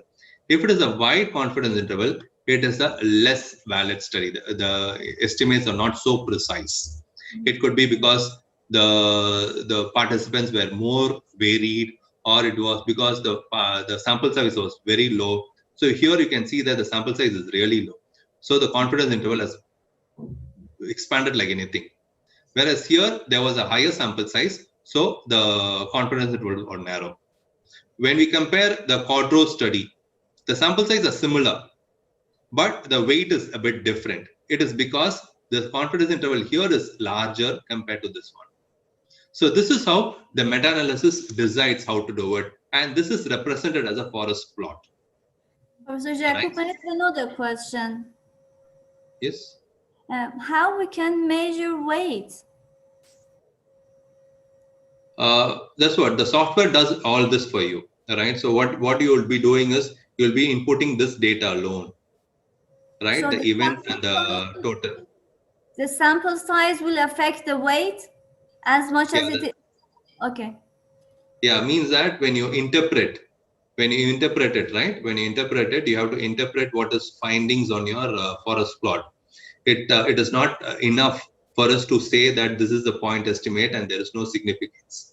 You might also have to give inputs why this result came in. So for that, we need a lot of information. We get a lot of information from this, right? So in this, if you see that you have no difference between the biodentine and this one. One is it is bound to be a true result because all of them are hovering on the 1. So you find that there is not much difference among the studies on the results also. So this is another aspect of heterogeneity, right? You find that the studies are all coming to a same conclusion only, right? And if you see the heterogeneity, you will find that it is almost 0 because all studies are similar. Whereas see this other one, right? You find this study here, this study here, this study here, this study here, this study is everywhere it is. And how you find the heterogeneity? This is the I2 statistics for heterogeneity. You find that the statistical heterogeneity is very high, 99%, right? So when you have a high heterogeneity, we have to explain that also, why this is occurring, right? So all these information is to be understood by the forest plot and the recordings in this. And this forest plot is a very easy way for us to understand all those things. So if you see all these things in these two forest plot, one in the blue one and one in the green one, we say that the heterogeneity is higher in this one because you can find that it is scattered everywhere. Whereas here, the statistical heterogeneity is very less. And this is also represented in the I2 statistics, which is a heterogeneity statistics. Right? So in my presentation also, I went here and there, right? But I think I got the point. Yes. Dr. Sabrina, you should tell me. About the figures with the green dots, I want to ask about the last articles included, Sandhya 2011. It is the best one among these studies that the green color is in the middle in the risk ratio of 1. So one thing which I didn't tell you is this one is the mean difference. Yeah. The last study, the Sandhya in 2011 has been done. The middle part of the mid of this study is in this vertical line, that is risk ratio. It is the best study among these studies that has been included. No, you cannot say it is the best study. Let's see how much weight it was getting. Sandhya got 20.6%. Right? So Sandhya got 20.6%, but the result is on the right side towards doxycycline. It says that doxycycline is better. Yeah, that's right. Right? Whereas, see the Hulami study. Hulami study also has the same weightage, but the result is different. It says that there is no difference because 0 is coming in between. Yeah, that's right. Right? So we cannot say that Sandhya study is better than Hulami study because according to the software, it has taken equal weightage from both. Right? But the results are different. So what we say is the two studies are heterogeneous. They are not similar. So that is what we can say. So here, because of this Sandhya study, there is a high heterogeneity. And if you do a meta-analysis again by removing the study, right? If I remove the study and do a meta-analysis again, you'll find the heterogeneity drops significantly. Right? From 99%, it might even go to 30%, seeing my forest plot. Because all these three studies are almost similar compared to this study. Right? So all these things, we have to explain why the heterogeneity occurs. So what we do is we sometimes do a subgroup analysis also. It could be that the Sandhya study, it could be that it has been done in India, and if you find these all authors are different than India. So it could be that the Indian context is giving a different result compared to the other countries. So we do a subgroup analysis based on the countries. So according to this graph, considering the high heterogeneity of the second study, we can compare the result. Yeah, we can interpret the result. Yeah. Yeah. Thank you. Yeah. So as I said, there was a slide on heterogeneity, but we had a good discussion on the forest plot because forest plot tells you a lot of things. It tells you a lot of things, and it includes heterogeneity. As I said, heterogeneity is because studies are different. As I said, one happens in Tehran and one happens in New Delhi, and there are different population, different age population. Then we can find that it will have differences in heterogeneity. So heterogeneity can be clinical and methodological. As I said, clinical variation can occur, or it could be because the methods they adopted was a bit different, right? It can lead to heterogeneity. And the one which the software does is going to be the statistical heterogeneity, right? So based on heterogeneity, we had a concept that we'll do a fixed effect model or a random effects model. But now the concept is that for all meta-analysis which we do in healthcare or whatever it is, mostly we go for a random effect model. So random effect model is the Simonian-Layard method, right? So why we say that we have to recommend random effects model for all meta-analysis, because there is bound to be heterogeneity present when we combine a lot of studies, even though the software doesn't detect so. For example, in my previous result, here you find that the heterogeneity is 0%, right? It doesn't mean that I have to do a fixed effect model, because the studies, if you see, have come from different countries. So the populations are different. So there is bound to be heterogeneity, even though the results are very similar. So it is not wise to use a fixed effect model. We have to use a random effects model. Very rarely we use a fixed effect model, right? So you can totally remove it from your vocabulary when you do a meta-analysis and go for random effects model.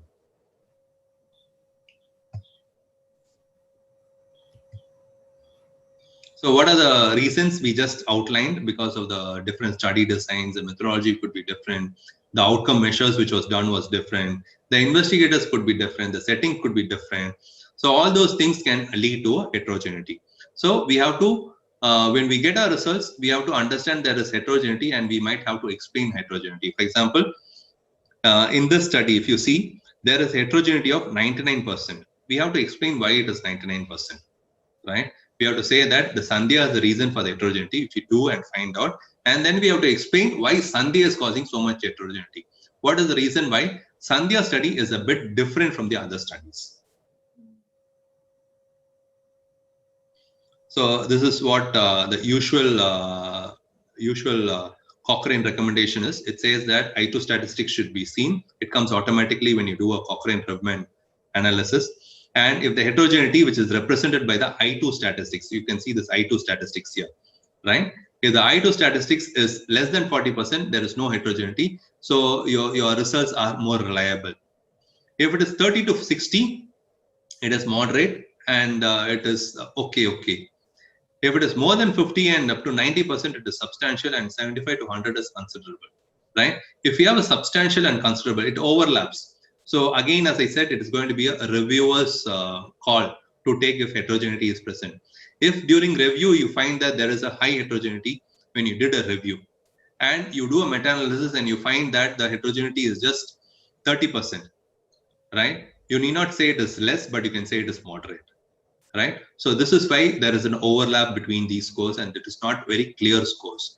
Because as I said, a systematic review and meta-analysis has to be interpreted by the reviewers. It can't be taken up as its face value. It has to be interpreted and understood, and then only the recommendation should be given. It can't be said that my meta-analysis came as significant, so use bioidentity. Right? Sometimes the studies you combine will be highly heterogeneous, and still you got a significant result. But then it won't be wise for me to say that bioidentity use it. I have to recommend that there is a need for more studies so that I get a very homogeneous sort of results. Professor Jacob, may I have another question? Yes, please. So by this way, we should first have the forest plot. First, we should have forest plot, then we decide to do a meta-analysis or not. When you do a meta-analysis, the forest plot is generated. Okay, I got it. Yeah, so when you put the data, for example, the data extraction sheet I was seeing Babu showing. So when you take this data extraction sheet and put it in the meta-analysis software, like Revman is a free software, right? So that is what I initially started with this. Usually in a workshop, we do a hands-on on the Revman, right? So the participants understand a bit more. Because meta-analysis for me initially when I tried to understand meta-analysis was really Greek and Latin. After I started exploring and understanding the papers, how they interpret the meta-analysis, then I understood, oh, there is a lot of information in the small forest plot. Like it gives a value, it gives a weight, what kind of studies are included, how much heterogeneity is there, whether the results are reliable or not. So much information gives in that small forest plot. So then I started understanding. So as I said, this can be taken as an introduction, right? And once you gain an interest into it, then you have to explore more into it. As I said, YouTube is also one of the best teachers for us. Thank you. Right? So as I said, these are the questions we consider. Was it really a good idea to combine the trials? Was there too much heterogeneity? Can I explain the heterogeneity? Can I do a subgroup analysis to explain the heterogeneity? So all those things should be answered. We cannot just ignore all these things. So if you find a high heterogeneity, the journal reviewer you send to a journal will bound to ask why there is high heterogeneity. You should have explained it in the paper already. So this is what the forest plot, but we had an opportunity to discuss the forest plot earlier. As I said, this vertical line, this horizontal line. So what is this forest plot? It is a graphical representation. It tries to combine, and as you said, with this one forest plot, we spent almost half an hour explaining a forest plot. So much information can be got from a forest plot. So this is how we break down the forest plot. There is an x-axis, there is a y-axis. The x-axis gives the estimate we get, right? The risk ratio or the mean difference. The y-axis tells whether there is significance or not, and this, if it is a dichotomous data, the 1 represents the y-axis, and if it is going to be continuous data, 0 represents the y-axis. And these are the individual studies we put in, right? These are the individual studies with their estimate. So you can see that it is on the left. So you can say that this point estimate is around 0.6 or 0.4, sorry. The point estimate is 0.4, and the confidence interval is going from, let's say, 0.2 to 1.2. So it goes to 1.2. So you can see that this study was a non-significant study, right? So this horizontal bar for this study is going to be the confidence interval, and this is the point estimate. Whereas see this study, you find that it is a very significant study, because this line, the confidence interval, 95% confidence interval, doesn't reach this y-axis. So I can say that this is a significant study. The result was very significant.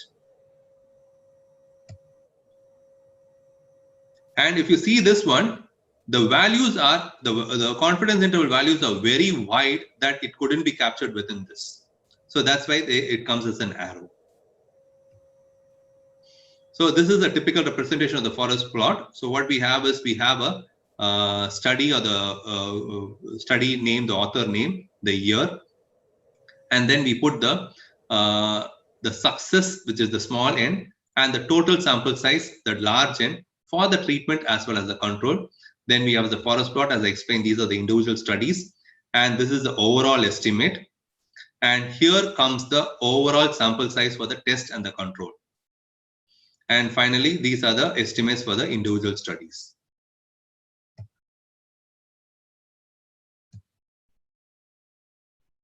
All right. And as Babu explained also, this big rhomboid figure gives the overall estimate. So here, this is a dichotomous study, because the 1 is as the median, right? Here, if anything crosses here, it's not significant, right? So we find that the overall estimate is significant on the left side. So here below this bar, we'll be saying which is favoring what. And this below bar writing favoring biodentine and favoring MTA is determined by the reviewer. So we can interchange also. So depending upon the value, right, we can decide if biodentine is the favored one for the clinician or the MTA is favored. And these are the other information we get: the total events, the total sample size, the heterogeneity. Heterogeneity is usually given as an I2 statistics. As we saw in a previous slide, I2 statistics, if it is 0, then it means that the studies are all homogeneous, or similar. If it is high, like 80%, then it is highly heterogeneous. Sorry. Then finally, a little about the publication bias, right? So why publication bias occurs? Publication bias occurs because not all studies are published. There are a lot of reasons for it. Some reasons are transparent and some reasons are not transparent. For example, I send a study to it, and the next day I get a rejection letter. The editor doesn't even bother to tell me why my study was rejected, right? There is another, I take the same study and send it to another journal, right? Now it is a Q3 journal. The editor finds it suitable and sends it to review, but the reviewer finds that it is not suitable and rejects it. Now what happened is, I am very disheartened. So what I'll do is, I'll put in a very low journal. Even that journal rejects me, right? So what I'll do is, I won't publish the study itself. So when I don't publish the study, when Babu searches for the literature, he might not find it, right? But the study has been done and the results is there, right? So this result would not be captured in the forest plot, right? So this kind of bias which occurs due to non-publication of certain studies, due to any reason possible. Sometimes the author will be too lazy to write the manuscript. You have done the beautiful study, everything, ethical approval has been done, the study was registered in the registry, everything, but finally when he saw the results, he felt that what's the point of writing a manuscript? Let me just shelf it because I have to waste time in it, and I know that no journal will accept it. So he won't even attempt to write it, right? So these are the reasons why publication bias can occur, right? So where all can publication bias occur? When the project is dropped, authors do not submit negative study, because we have a perception that if it is a positive study only, the journal will accept it. But that is kind of true also. You can find a few journals which consistently publishes all the positive studies, right? So there is a less chance for you, means that out of 100 studies, you'll find only 2 studies or 3 studies with non-significant results or negative results. And results reported in small index journals which are not indexed and doesn't appear in the database. Editor rejects manuscript, reviewers may reject manuscript, author doesn't proceed with submission, or it is a student project and student doesn't bother to publish it. So all these things can lead to publication bias. Publication bias means that the study has been done, the results has been got, but the study is not published, so it is not being captured in a systematic review, right? So what this meta-analysis does is it assesses if there is a publication bias or not. So here we do a funnel plot, all right? So this Cochrane software, the Revman I said, also assesses whether there is a publication bias or not, by doing a funnel plot, right? How the funnel plot looks like is this. It is an inverted one. It is an inverted funnel, and you find that these are the studies with their values, right? So if you find that the studies are distributed evenly on both sides, then it means that there is no publication bias. Let us say that it is not symmetrical like this, but there are a lot of studies on only one side. What does it mean? Sabrina, Dr. Sabrina, I might ask you only, because you are the one with the voice.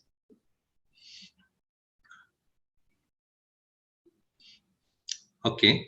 So what this means, wherein you have a lot of dots on only one side and there is fewer dots in this side, it means that there are no studies in this area. Either the results are truly in this way, or the studies which got these results were not published plot.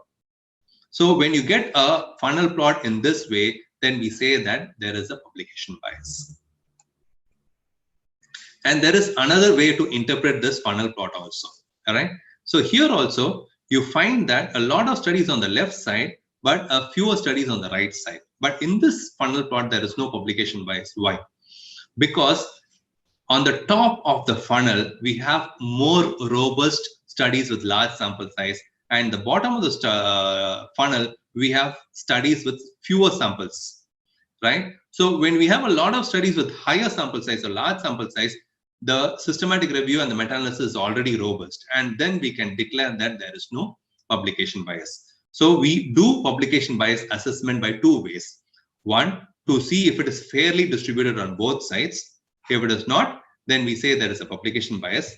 And secondly, we find how many of the large studies are there. If there are a lot of large studies means large sample size studies, then there is very little chance of publication bias to occur. Publication bias means because of the publication bias, the error is happening on the results.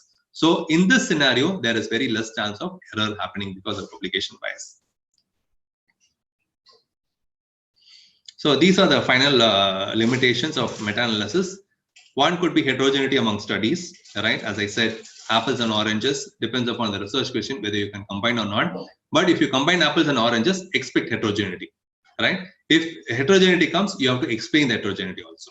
But if there is a lot of heterogeneity and you think that it is not sensible to combine apples and oranges for the research question I have, then don't do a meta-analysis. Stop with the systematic review. And difficult to evaluate dose-response association, difficult to examine population subgroups, errors in original work cannot be checked, errors in data extraction, limited by the quality of studies, all are poor quality studies, no point in doing a meta-analysis. Or there is a lot of publication bias. So if you find that there is a certain bias of only one kind of result being published, there's no point of doing a meta-analysis. So this stops with meta-analysis. As I said, this was the following slides we had for Revman. So what I'll encourage is that you can visit certain YouTube videos, right, on how to use Revment for meta-analysis, right? And then this Revment can be easily downloaded. It is free. You can download it and you can practice, right? So that ends my thing. Any questions?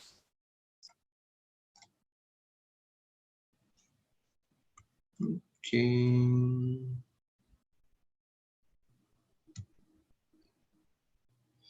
Professor Kami, I think you're the only person left. Thank you very much. Thank you for your presentation. I think we have some questions, but if okay, so Dr. seems Questions, that please turn on the microphone. yes, Dr. Motiyan, I try to put the microphone on. Yeah, Dr. Sabrina, question. When one or more studies make heterogeneity, can we omit them and continue our study? Yeah, that's what I said. We have two things called as sensitivity analysis and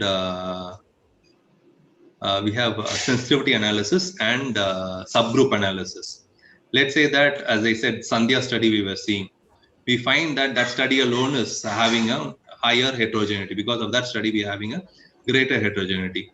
Then what happens is we can try to exclude it and reassess the heterogeneity. If it drops significantly, then we can say that Sandhya is the one which is causing the heterogeneity, and we can try to explain why Sandhya is causing it. We cannot just say that Sandhya is a culprit, so remove it, right?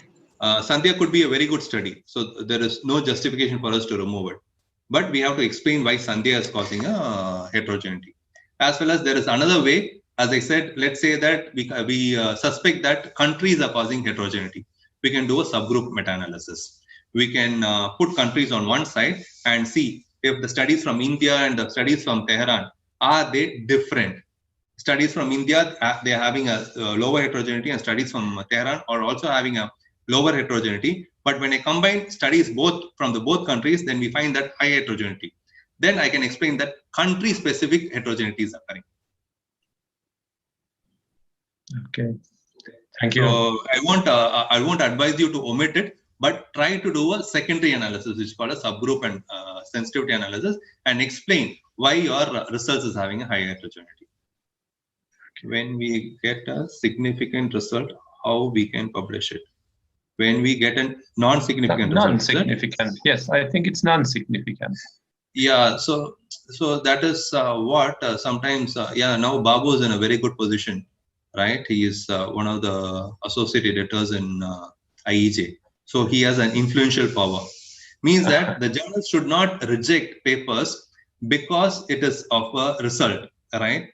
They can reject the paper based on methodology. If the quality was not good, they can reject it.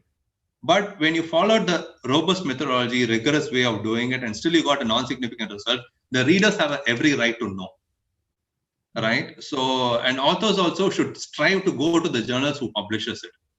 So, if, for example, this is a definite problem. This is a definite problem because high-ranking journals get cited when they have a significant result, right? But there are some journals. One journal which you can openly quote is the Australian Dental Journal, right? You can find that a lot of studies are done, but a lot of studies are not cited. The reason is because they also publish non-significant results, right? So, so this kind of journals can be sent to, but don't stop publishing. Publish in at least one of the fewer journals also, because that will be captured by the database. And then when Babu does a meta-analysis, then it will be captured. Otherwise, it will lead to a publication bias. So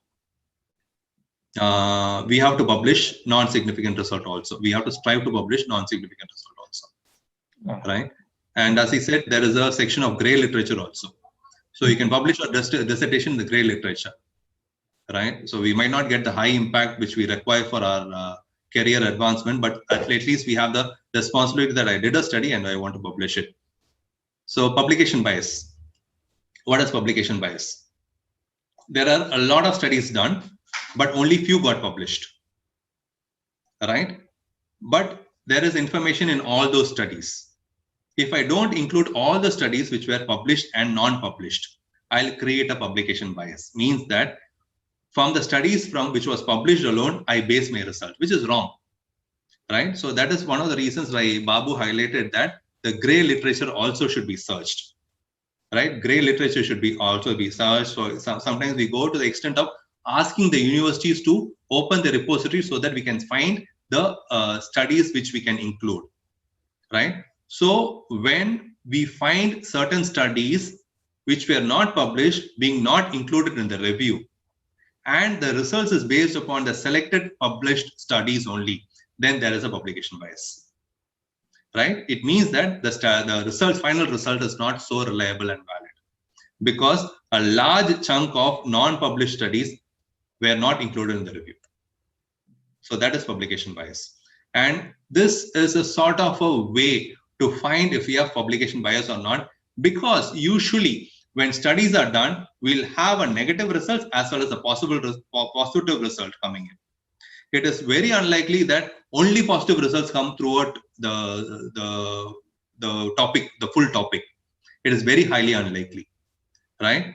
So we find that there will be quite a balance of negative studies and positive studies, and this can be evaluated by publication bias, right? So this is publication bias. I know because I know why publication bias is difficult to understand, because me and Babu spent quite a time taking literature and finding out what is publication bias. So what Babu and me complement each other is Babu asks very specific, intelligent questions, and he asked me to find all these things, and he don't leave me unless I can explain to him. So this is how we learn publication bias, and that is one of the reasons why I can understand. Sometimes it is very difficult to understand what is publication bias. Yeah, Dr. Farin sort of understood it, so thanks. Yes, okay, thank you. Thank you for your explanation and the answer to this question. Okay, so we are waiting if there is any other question.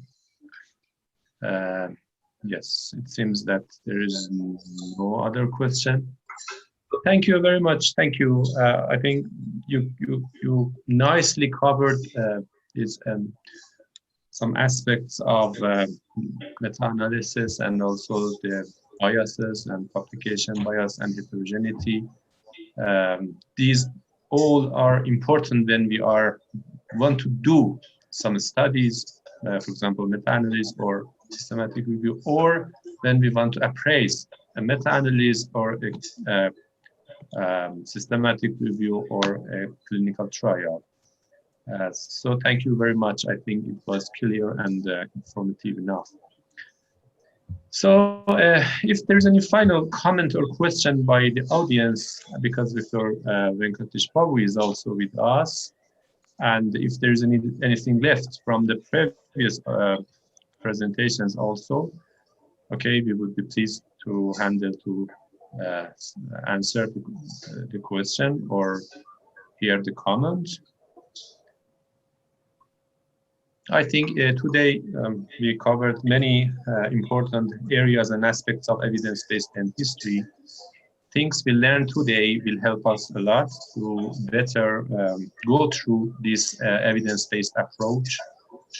Also, we learned something regarding, as nicely Professor Babu explained about how to do a systematic review, the steps one by one, clearly and shortly. Of course, all of these topics are not the topic we taught clearly or to be covered completely in just 1 hour or 2 hours. These topics are really, they have many details, and they need separate workshops to be covered completely by. But I think these our two speakers today could nicely briefly cover all the important aspects. And the other important aspect was that their lectures was practical. They tried to teach us practically, to train some practical comments, how to use, for example, the result of a meta-analysis. Okay, so thank you all. So it seems that, okay, we have okay, thank you very much, Dr. Jacob, for your presentations. Yes, and that's just a message of appreciations. Okay, thank you all the audience to be with us till now. And again, thank you, Professor Venkatesh Babu and for Jacob. So, Professor Babu, if you have any final comments or things you want to say, we are ready to hear. Nothing on my side. In case if the participants has any doubts, you just feel free to contact us. I think you will be having my mail ID, and you just share with the participants my mail ID and Dr. Saju's mail ID, so that in future if they have any doubt, they can please feel free to contact us. Okay, thank you. Thank you, Professor Babu.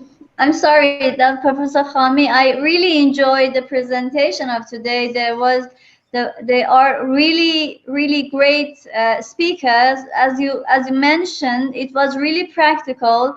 I had a question about the gray literature because I did some research. I tried to follow all the criteria, but unfortunately there was no significant result. But according to the explanation of Professor Jacob, if it is not published, it will go to gray literature. But Professor Babu explained that when you want to do a systematic review, gray literature should also be included in if there is no problem in the methods of the study, it might be included also in the systematic review.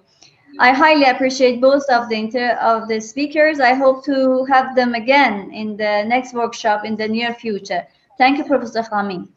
Yes, you're welcome. Just I want to ask if Professor Jacob also has some final comments or explanation. We are ready to hear. Oh, I enjoyed it really. Thank you very much. And it was an online one, so I was a bit afraid that won't be much interactive. So thank you for all the questions. Right, it also refreshed me. Right, because every workshop I learn a bit more than before. Thank you very much. Okay, thank you very much. And I want to thank Dr. Mota Vassilian for her great moderation of these sessions. Thank you very much and for your questions. I'm sure that helps all the audience to understand better the topics. So, and just as the final step, if you just please turn on your cameras and we'll have a group photo as we have in our sessions. That would be nice, just as the final step. Okay. As many as that you can turn on your camera. Okay, thank you. Dr. Fazli, Dr. Tolu, Dr. Shamshiri, Dr. Baber, as I read the names, Dr. Mohammed, Dr. Okbeide, if I'm pronounced the name correctly. Yes, okay. So, and okay, Dr. Ghaffar, and yes, okay, so it seems that we have these participants now available. So I would like to ask my colleagues in the international office if just they take the picture, the photo, the final photo. And please tell us when you did, when you took the picture. Okay, Dr. Pakdaman, Dr. Abdul Rahman.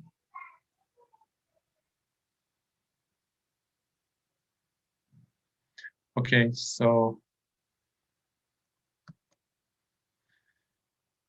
okay, so thank you very much. Thank you so much to be with us till now, and I hope to have all the audiences in our last session, which would be the next week, and we want to have a kind of conclusion of the whole course. Again, thank you for our nice speakers today, and I want to say goodbye to all. Thank you very much. Goodbye to everybody. Have a nice time. See you next week. Bye-bye, everybody. Thank you. Bye-bye.